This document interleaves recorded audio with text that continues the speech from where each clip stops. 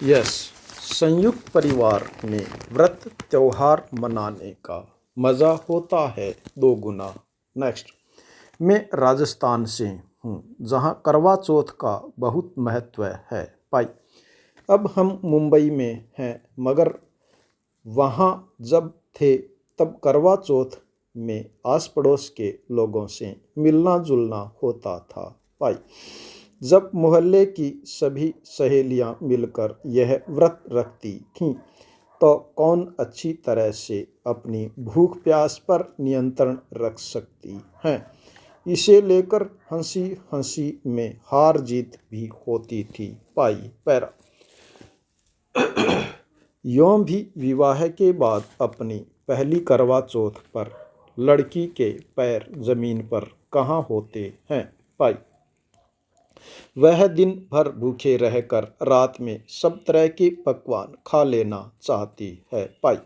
मगर सच तो यह है कि दिन भर भूखे रहने के बाद रात में कुछ खाया ही नहीं जाता भाई। पैरा मुझे याद है कि मैंने जब विवाह के बाद अपना पहला करवा चौथ व्रत रखा तो नई साड़ी नए गहने खरीदे भाई। इसी सब में मेरा पूरा दिन गुजर गया था भाई। रात को मैंने और मेरे पति ने खूब जमकर खाया और फिर पेट पकड़कर बैठ गए थे भाई।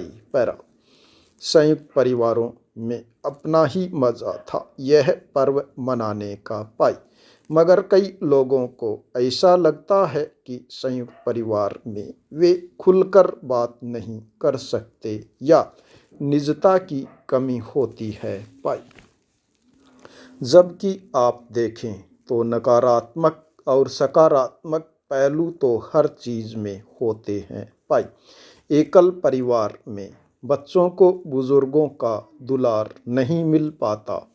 त्योहार आदि पर रीति रिवाजों का ज्ञान न होने के कारण आप उन्हें ठीक से मना नहीं पाते भाई। बुजुर्ग बातों बातों में बच्चों को जो नैतिक शिक्षा दे देते हैं वह एकल परिवार में संभव नहीं हो पाता भाई। पैरा संयुक्त परिवारों के फायदे ज़्यादा हैं भाई। वहाँ घर की बुजुर्ग महिलाएं नवविवाहिताओं को सभी रस्मों रिवाजों के बारे में बताती रहती हैं भाई। उन्हें करवा चौथ का व्रत सही तरह से पालन करना सिखाती है भाई। भावनात्मक रूप से उन्हें मजबूती देती है भाई। इससे मानसिक रूप से आप खुद को विषम परिस्थिति में भी मजबूत पाती हैं भाई। इसलिए मेरा तो सबसे यही अनुरोध है कि कोई बड़ी मजबूरियां नहीं हैं जो सब साथ मिलकर रहें भाई। पैरा बुजुर्गों का आशीर्वाद बार बार नहीं मिलता भाई। एक सच यह भी है कि अब हम सब अपने अपने जीवन में व्यस्त हो गए हैं भाई। त्योहार केवल एक औपचारिकता बनकर रह गया है भाई। शायद शहरों में वह उत्साह और मज़ा अब नहीं रहा भाई। आज रिश्तों को भी बनावटी तरह से निभाया जाने लगा है भाई।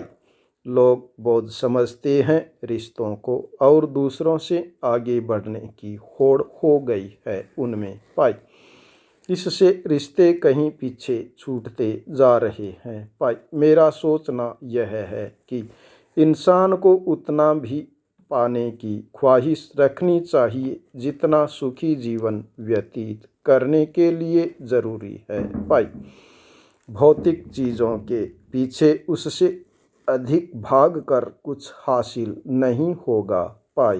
पैरा पिछले माह वर्मा जी की असामयिक मृत्यु हो गई। 3 दिन पहले स्वर्गीय सुरेश जी का बेटा और उनकी पत्नी आए बड़े व्यथित थे। उत्तराधिकार और नामांकन में उनका असंशोधन होना था जिनसे वे वाकिफ नहीं थे।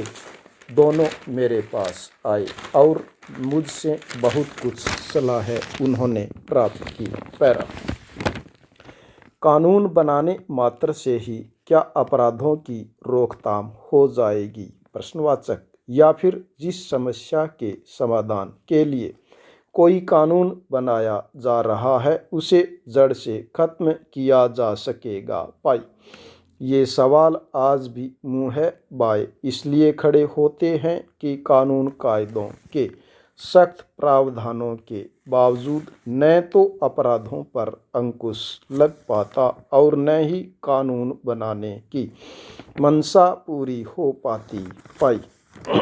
खास तौर से महिला उत्पीड़न को लेकर बने कानून पर नज़र डालें तो ऐसा लगता है कि उसे मजबूत कानूनी कवच प्रदान किए गए हैं। पाई। न केवल यौन हिंसा के मामले में बल्कि घरेलू उत्पीड़न और पारिवारिक संपत्ति के हक में तक होता है। पाई। हकीकत इसके उलट नज़र आती है। देश में एसिड अटैक को बढ़ती घटनाएं बहुत चिंता सताती है। पाई। पैरा। वर्ष 2012 के निर्भया कांड के बाद सख्त कानून तो बने लेकिन आज भी महिलाएं खुद को सुरक्षा को लेकर आश्वस्त नजर नहीं आती। पाई। घर के भीतर से लेकर बाहर तक उन्हें शैतानों का सामना करना पड़ता है और बड़ी चिंता यही है कि महिला अपराधों के आंकड़े तो रफ्तार से बढ़ रहे हैं लेकिन दोषियों को सजा की गति कम होती जा रही है। पाई। जाहिर है कानून की इबारतें कागजी ज़्यादा साबित हो रही हैं। पाई। महिला उत्पीड़न का एक भयावह रूप लव जिहाद के रूप में भी सामने आया है जिसके खिलाफ उत्तर प्रदेश समेत कुछ राज्य कानून बनाने की बात कर रहे हैं। पाई। सवाल कानून बनाने का नहीं बल्कि उसके प्रभावी होने का है। पाई। इससे भी बड़ी ज़रूरत है सामाजिक ताने बाने में बदलाव लाने की, लिंग आधारित भेदभाव को खत्म करने की। पाई। पैरा। उन कारणों की तह में जाने की जिनकी वजह से स्त्री समुदाय अपराधों को भयावहता के बीच आज भी डरा सहमा सा रहता है। पाई। यह बात भी सही है कि बदलाव एक सतत प्रक्रिया है और इसमें वक्त लगता है। पाई। लेकिन शुरुआत तो करनी ही होगी। पाई। मध्यकाल में धर्मगुरुओं व समाज सुधारकों को सामाजिक कुरीतियों के खिलाफ आवाज़ उठाने में जो भूमिका थी वैसी ही ज़रूरत आज भी है। पाई। स्टॉप।